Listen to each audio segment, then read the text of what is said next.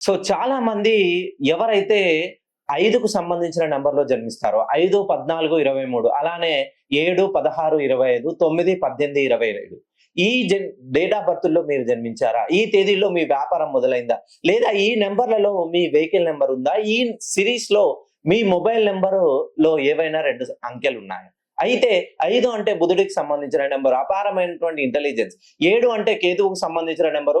ఏ పని చేయాలనుకున్నా గూడా వాళ్ళకి స్ట్రెంథెనింగ్. 9 అంటే కుజుడికి సంబంధించిన నంబరు. ఒకరి కింద పని చేయడం అనేది వీళ్ళకి ఎప్పటికీ కలిసి రాదు. చాలా మంది నా దగ్గరకొచ్చి గురువుగారు నేను వ్యాపారం చేయాలి, నేను ఉద్యోగం చేయాలి, నేను విదేశాలకు వెళ్ళాలి.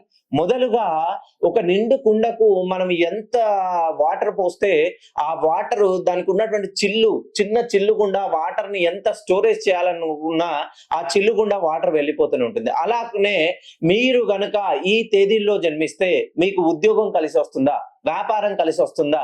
లేదా మీరు ఏదైనా కొత్తగా టెక్నాలజీని ఇంప్లిమెంట్ చేయాలనుకుంటున్నారా?